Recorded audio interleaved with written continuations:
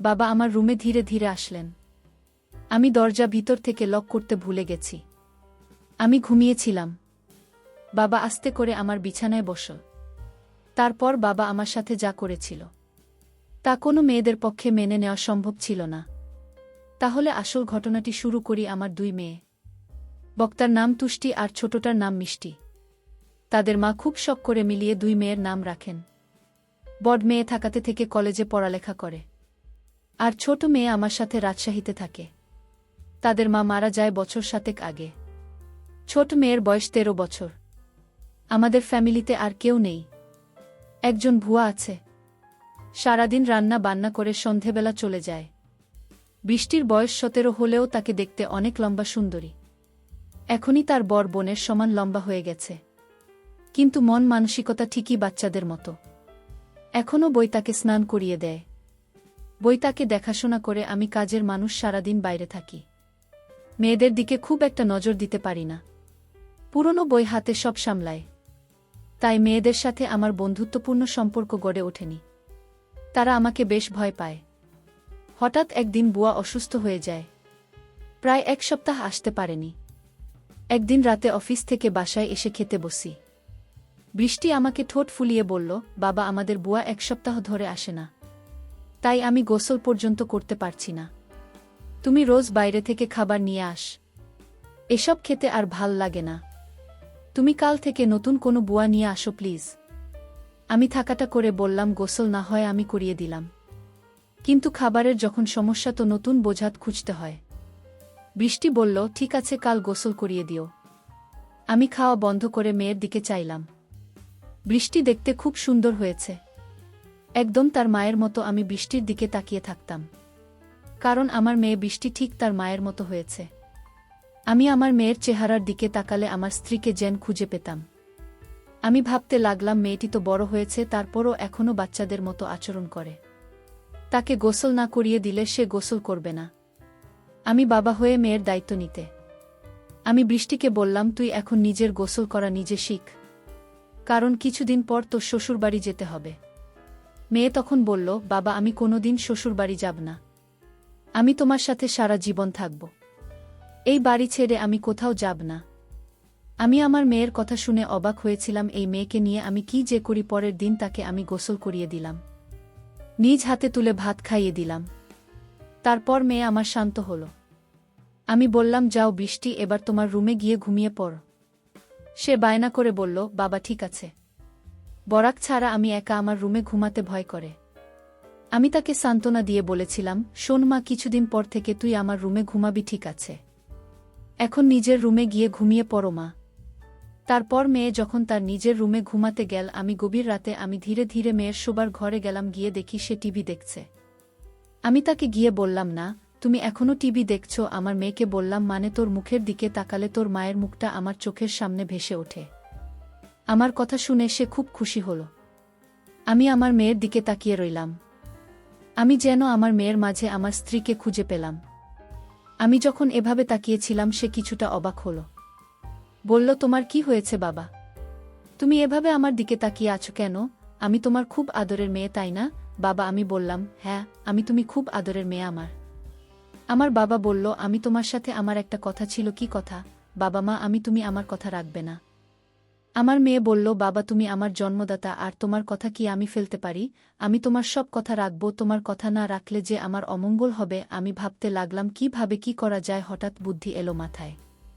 আমি তাকে গম্ভীর হয়ে জিজ্ঞেস করলাম, কতদিন গোসল করছে না মা? প্রায় 1 সপ্তাহ। তাই? আচ্ছা ঠিক আছে, চলো আমি তোমাকে আজ গোসল করিয়ে দিই। কাজের বুয়া আসবে কোনোদিন, আর তুমি এতদিন গোসল ছাড়া থাকবে। নাম গোসল না করলে ঘুম হবে না মামনি রাতে। তাই চলো আগে গোসল না করিয়ে দেই। তুমি আমার মেয়ে, আমি তোমার যত্ন না করলে লোকে মন্দ বলবে। তাছাড়া আমি তোমাকে এভাবে থাকতে দিতে পারি না। চলো আমি তোমাকে গোসল না করিয়ে দিই। এতদিন গোসল না করলে শরীর খারাপ হবে। মেয়ে বলল, এখন তো রাত, কাল সকালে করি আব্বু। আমি আমার মেয়ের কথা মেনে নিলাম।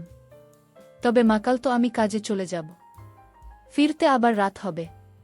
মেয়ে বলল, ঠিক আছে বাবা, তাহলে কাল রাতে তুমি গোসল করিয়ে দিও। যা বাবা, এখন গিয়ে ঘুমাও।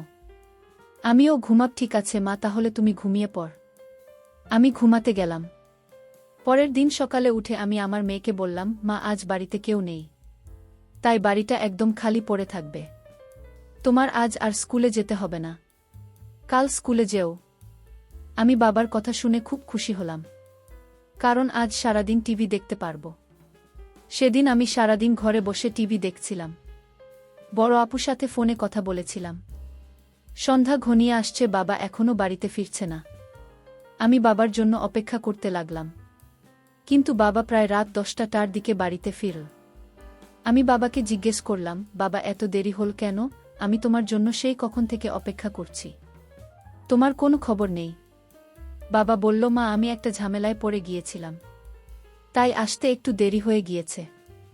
এখন চলমান গোসল করিয়ে দিই। মেয়েটা বলল, বাবা আমি আজ গোসল না করলে হয় না, খুব শীত লাগছে। আমি মেয়েকে বললাম, মা আজ তোমার গোসল করতে হবে, নইলে তোমার শরীরে অসুখ হয়ে যাবে, শরীরে সর্দি জ্বর আসতে পারে। আমি বাবার কথা শুনে বললাম, ঠিক আছে বাবা, চলো আমি গোল করব। আমি তাকে বাথরুমে নিয়ে গেলাম। তারপর আমার ছোট্ট মেয়েটাকে গোসল করিয়ে দিলাম। আমার লক্ষ্মী মেয়েটা বলল, বাবা আজ মাথাটা অনেক ভাল লাগছে, আমার শরীরটা ভাল লাগছে। আমি বললাম, গোসল হচ্ছে আল্লাহর নেয়ামত, গোসল না করলে শরীর ভাল লাগে না, রাতে ঘুম হয় না। আজ তোর অনেক ভালো ঘুম হবে। তারপর রাতের খাবার খেয়ে যখন আমি ঘুমাতে গেলাম, আমার মেয়ে বলল, বাবা আজ তুমি আমার রুমে ঘুমাবে, কারণ এই রুমে আমি একা একা থাকতে ভয় লাগে। আগে তো আপু আর আমি একসাথে থাকে। আমি আমার মেয়ের কথা শুনে বললাম, ঠিক আছে, তুমি আমার রুমে চলে আসো। আমি আর আমার মেয়ে গল্প করতে শুরু করলাম। আমার মেয়ে আমায় জিজ্ঞেস করল, বাবা তুমি মায়ের অভাব বোধ করছো? হ্যাঁ মা, তোর মা তুই অনেক ছোট থাকতেই মারা গিয়েছিল। আমি তোদের কথা চিন্তা করে আমি আর কোনো বিয়ে করিনি, কারণ সৎ মা বাড়িতে নিয়ে আসলে আরও যন্ত্রণা বাড়বে। তাই এইসব ভেবে আর বিয়ে করিনি, কারণ তাদের মুখের দিকে তাকিয়ে আমি সারাটা জীবন কাটিয়ে দিব। বাবার কথা শুনে আমার কান্না চলে আসছিল। আমার বাবা তার নিজস্ব খোঁজেননি, আমাদের সুখের জন্য বাবা সারা জীবন এভাবেই কাটিয়ে দিল। আসলে এরকম বাবা হয় না এই জুটি। কিন্তু আমি যে ভাবনাটা ভেবেছিলাম সেটা আমিই ভুল ভেবেছিলাম। জানি না সেটা ভুল না সঠিক। আমি পরদিন রাতে বাবার রুমে থাকতে চাইনি, কারণ রাতে বাবা নাক ডাক। এটাও সমস্যা ছিল না, আমি বাবাকে পাশে রেখে মোবাইল দেখতে পারি না, আর সেই জন্য নিধন্ত নিলাম। আজ থেকে আমি আমার রুমে একা ঘুমাব। আমি পরদিন বাবাকে বললাম, বাবা আজ আমি একা একা আমার ঘুমাব। আর সেদিনই ঘটল আসল ঘটনা। আমি রাতে আমার রুমে যখন ঘুমাতে গেলাম, তখন বাবা আমায় ডাক দিয়ে বললেন, তুমি তোমার রুমে একা ঘুমাতে ভয় পাবে না? মেয়ে আমার বলল, না বাবা, আমি তো দিন দিন বড় হচ্ছি, আর এখন আমার একা একা রুমে ঘুমাতে ভয় করে না। বাবা তুমি ঘুমিয়ে পড়ো। কিন্তু আমার চোখে কোনো ঘুম নেই। আজ 15 বছর ধরে আমি একা। আমার স্ত্রী একটা রোড অ্যাক্সিডেন্টে মারা যায়। আমার স্ত্রী দেখতে অনেক সুন্দরী ছিল। আমার তো মন চায় অনেক কিছু করার। যাই হোক, আমার চোখে ঘুম আসছিল। ঘড়ির কাঁটার দিকে তাকিয়ে দেখি রাত প্রায় 1টা বাজে। আমি আস্তে করে আমার মেয়ের রুমের দরজার কাছে গেলাম। দরজা ধাক্কা দিতেই খুলে গেল। আমার মেয়ে হয়তো দরজাটা ভিতর থেকে লক করতে ভুলে গেছে। আমার আর কষ্ট হলো না। আমি রুমের ভিতরে ঢুকলাম। আমার মেয়ের দিকে তাকিয়ে দেখি কত শান্তির ঘুম আছে। মনে হচ্ছে নিষ্পাপ একটা মেয়ে, তাকে ড্রিমলাইটের আলোতে অনেক সুন্দর দেখা যাচ্ছিল, ঠিক তার মায়ের মতো। আমার কাছে মনে হলো এটাই বুঝি আমার স্ত্রী। আমার নিজের মেয়েটাকে দেখে আমার অন্যরকম অনুভূতির সৃষ্টি হল। আমি ধীরে ধীরে মেয়ের বিছানার পাশে গিয়ে বসলাম। একজন তার দিকে তাকালাম। আমার অনেক ভয় করছিল, যদি আমার মেয়ে এখন জেগে যায়, তখন কিভাবে? আমি ভুলে গিয়েছিলাম এটা আমার মেয়ে শুয়ে আছে। এটা আমার জন্য একটা বড় সুযোগ। এসব ভাবতে ভাবতে হঠাৎ আমার মেয়ে জেগে উঠল। যে আমায় দেখে চমকে উঠল আর বলতে লাগল, বাবা এত রাতে তুমি কি করছো? আমি বললাম, কেন, আমি কি তোমার রুমে আসতে পারি না? কিন্তু বাবা আমি তো দরজা লক করে ঘুমাচ্ছিলাম। তুমি রুমের ভিতরে ঢুকলে কি করে? আমি বললাম, মা তুই ঘুমানোর আগে দরজা লক করতে ভুলে গিয়েছিলি, আর তাই তো রুমে আসতে পারলাম। বাবা তুমি ইদানিং কেমন জানি হয়ে গেছে। যাও তোমার রুমে গিয়ে ঘুমাও, যখন তখন আমার রুমে ঘরে চলে আসো। পরদিন সকালে আমি আমার মেয়েকে বললাম, মা গোসল করবে না? আমি চলে গেলে কে তোরে গোসল করাবেন? মেয়ে তখন বলল, বাবা আজ থেকে তোমার আর কষ্ট করতে হবে না। আমি নিজেই গোসল করতে পারব। আমি আমার মেয়ের কথা শুনে ভাবলাম মেয়ে কি আমার মনের কথা জেনে গেছে, আরেক মনে ভাবলাম সে আমার মনের খবর কি করে জানবে। আমি রাতে বাড়িতে ফিরলাম। ফিরে দেখি মেয়ে ঘরে বসে টিভি দেখছে। আমি আমার মেয়েকে জিজ্ঞেস করলাম, বৃষ্টি আজ তুই আমার রুমে ঘুমাবি কারণ আমার শরীরটা ভালো না। আমি বাবার বাহানা কিছুটা বুঝতে পারছি কারণ বাবার ইদানিং মনের ভিতর খারাপ কিছু চলছে। আমার বাবাকে সন্দেহ সৃষ্টি হল। আমি সিদ্ধান্ত নিলাম আমি আর বাবা রুমে ঘুমাব না। বাবা ইদানিং পাগলের মতো হয়ে গেছে। আমি আজ আমার রুমে ঘুমাতে গেলাম। রাতের শরীরটা ক্লান্ত ছিল, তাই আজ সকাল সকাল ঘুমিয়ে পড়েছিলাম। রাত যখন গভীর হল আমি অনুভব করলাম আমার রুমে কে যেন প্রবেশ করছে। আমার সাথে অদ্ভুত আচরণ করার চেষ্টা করছে। আমি যখন বুঝতে পারলাম আমি ঘুম থেকে উঠে বাবাকে দেখতে পাইলাম। আমি বাবাকে বললাম, বাবা এত রাতে আমার রুমে কেন আসলে আর আমার সাথে এমন আচরণ কেন করছো? বাবা তুমি ভুলে গেছো আমি তোমার মেয়ে। তুমি এখনই রুম থেকে বাহির হয়ে যাও। বাবা তখন চিৎকার করে বলল, আমি যে রুম থেকে যাব না। না, এই রুমে আমার স্ত্রী লুকিয়ে আছে। বের করে দাও আমার স্ত্রীকে। বাবার কথা শুনে আমি অবাক হয়ে গেলাম। আসো পুজো তো। বাবা এসব কি বলছে? বাবা আমি তোমার আদরের মেয়ে, তুমি এসব কি বলছো? বাবা তুমি যদি আমার সাথে খারাপ আচরণ করো তাহলে আমি ভুলে যাব তুমি আমার বাবা। বাবা আমায় বলল আজ আমি মরে যাব, তাও আজ এই রুম থেকে বের হব। বাবার এমন কথা শুনে আমি বাবাকে একটা ধাক্কা মেরে ফেলে দিলাম।